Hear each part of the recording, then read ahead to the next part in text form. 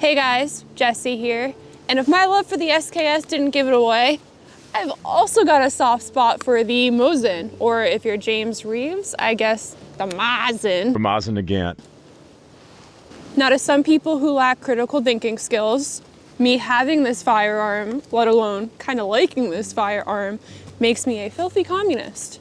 And to those people I say, I really just like the evolution of firearms, the historical significance that they've had, and this one is certainly rich in all of that. Make sure you guys like, comment, subscribe. Let's get started. Wait, before we get started, please appreciate the actual tent I am wearing. This is a Russian field cloak, which as far as I'm concerned, and they make no secret of it, is literally a tent with an armhole cut through. You can tell by my terrible hood. We make do, right? Did you get it? You got me, that's for sure. And on the topic of historical significance, the Mosin Nagant here has been used in absolutely everything. It was the main rifle in the Russo-Japanese War, the Russian Revolution, the Balkan Wars, World War I, World War II, you name it. And even though it was officially replaced by the SKS after World War II, this firearm is so prolific that it's still seen in wars today across the world. It was actually one of the most largely mass-produced bolt-action military rifles, which is so cool in my opinion. This pretty little lady comes in at about 9 pounds and gorgeous long legs, making her stand about 49 inches tall.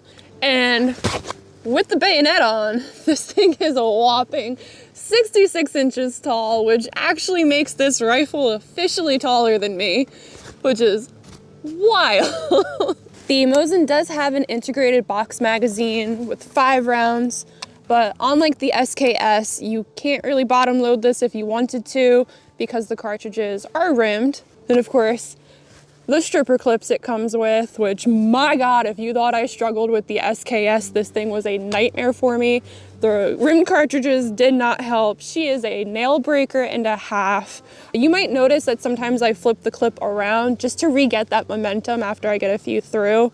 You know, maybe like the last 2 are a little stuck or something.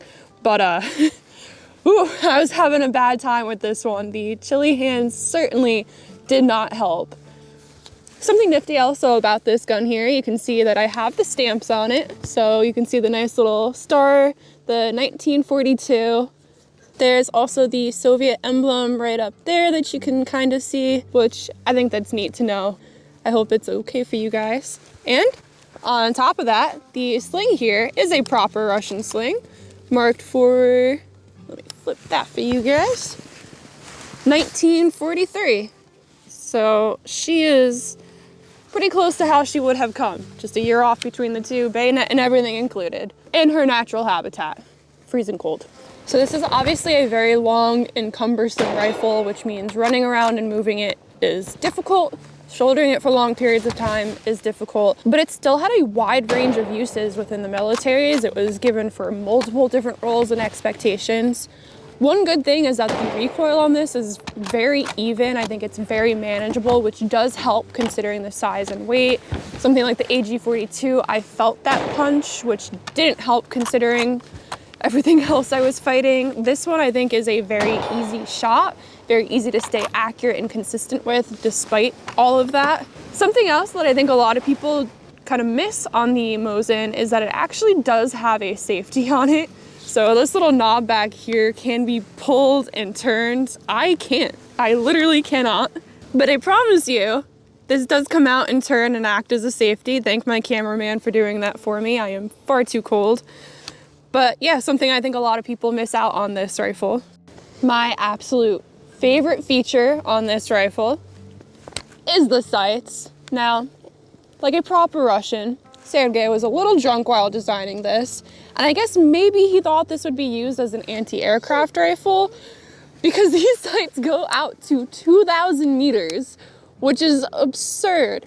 But granted, at the time, a lot of rifles were designed with a similar kind of mindset of just make them do everything that they can. I don't think anyone was expected to go out to 2,000, but we could put it there, why not? Interesting fact though is that the original Mosins did have their own unit of measure. The Russians had started with what they called the arshini, which is actually, one arshini is the equivalent of 28 inches. Very bizarre metric, and on the 9130s they did switch over to using meters like standard.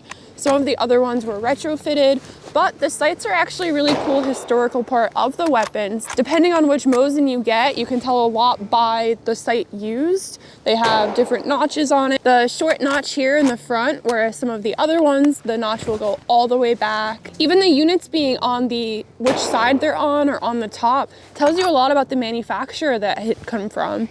And since a lot of these were refurbished, retrofitted with old parts and kind of hodgepodge together from various other Mosins, it might not match the year that you think. So while this is stamped for 1942, that does not mean that the sights on here and anything else match what that would have been for. This one here is numbers matching, so everything is as it should be. But a lot of you might find that you kind of have a hodgepodge of parts as things were being repaired and restored back together. The Mosin certainly has a very large family tree here. There are a lot of variants of this, including the Dragoon, the Cossack rifle, the 1891s, the weirdest of the family, the OTS 48, and the personal one I wish I had, the cavalry carbine, or the M44, which is gonna be a little bit tinier and nicer and easier for me to use.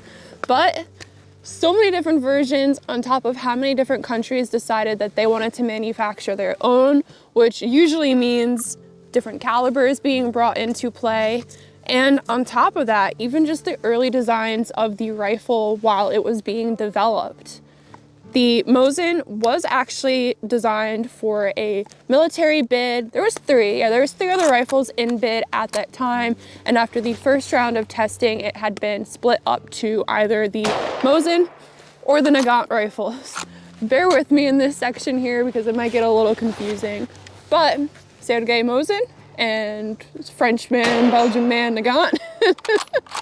I don't remember his name, but both had submitted their separate designs and both actually, quite frankly, sucked. None of the designs submitted performed well, but they were the best two.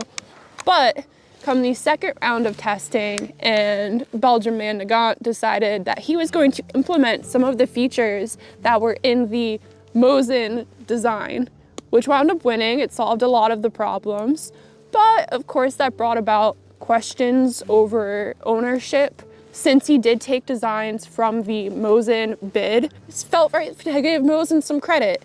As far as the Russians were concerned, it was the Mosin rifle. As far as the Belgians and the Western world became concerned, it became the Mosin Nagant to give both parties credit. Now, Mr. Mosin here did draw the short straw, as Nagant had patented designs, which were internationally patented, so shit out of luck on that one. But Russia did pay them both equally, 200,000 rubles for their work. So I guess in a weird way, they both did get their credit. I'm sure Mosin would largely disagree. Now, since this is technically a Belgian rifle, and the Belgians technically, half of them think they're French, I blame any of the issues that this have on the French. It is certainly not the Russian flaws. The Russian characteristics are what made it better. The Belgian design was the one that failed the first series of testing. And we all know that it's the French half of Belgium that did that. For whatever reason, people really like to pin this against the Mauser, which I think is a very stupid comparison. For all intents and purposes, I don't see any scenario you would take a Mosin over a Mauser.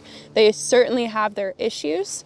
While I can appreciate from a historic standpoint and an aesthetic standpoint, it is not without its flaws.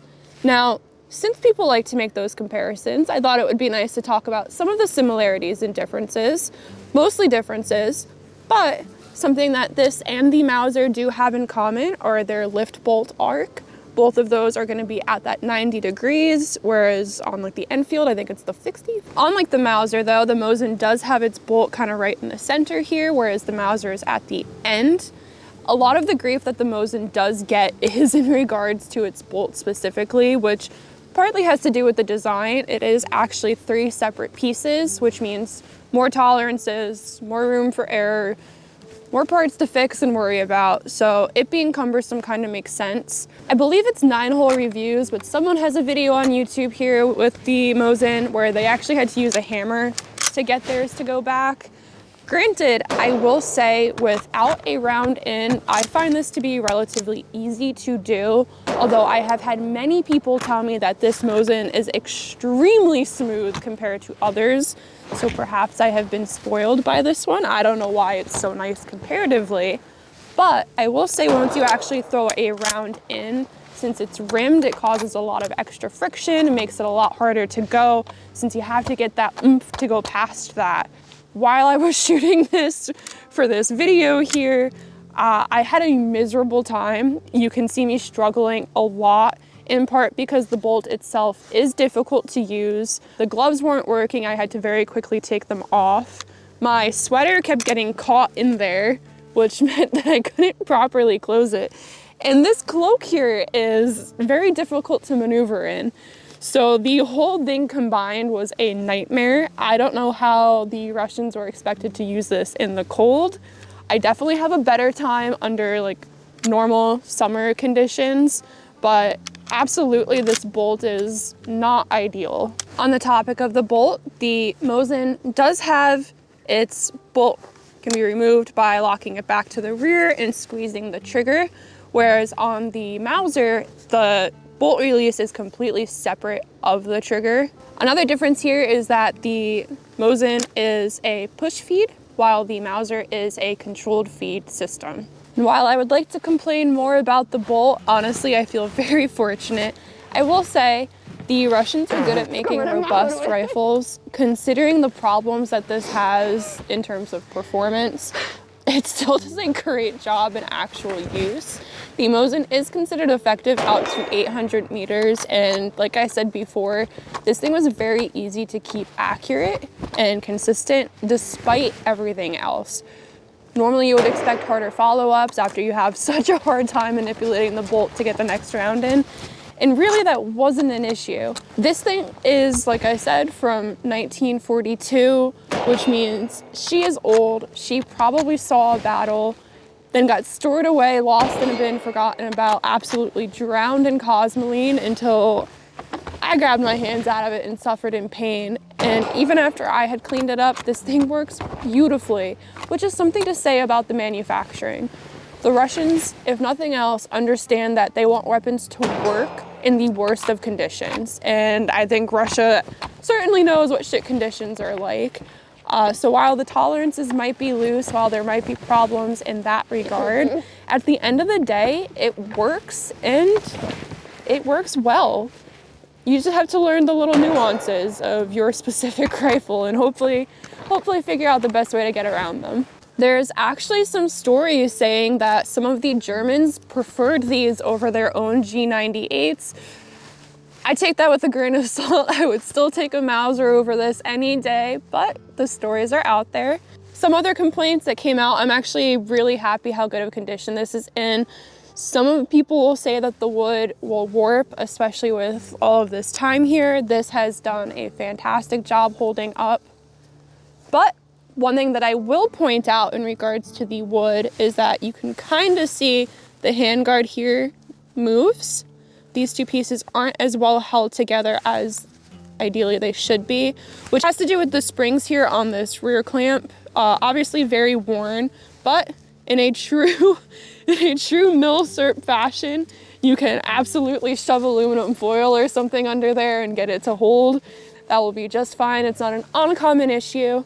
Granted, I haven't fired this as much as I would have liked to because of how expensive ammo is, but it hasn't been a problem for me so far. That's all I had for you guys today on this beautiful rifle. I hope you enjoyed the video, enjoyed me suffering in the cold trying to manipulate this, and please bear with me while I struggled. Thank you guys so much for watching, and I hope to see you again on the next one. Bye.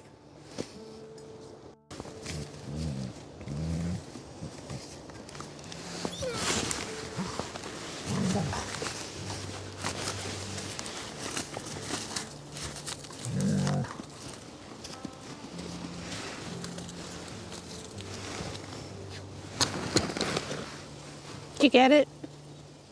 Yeah.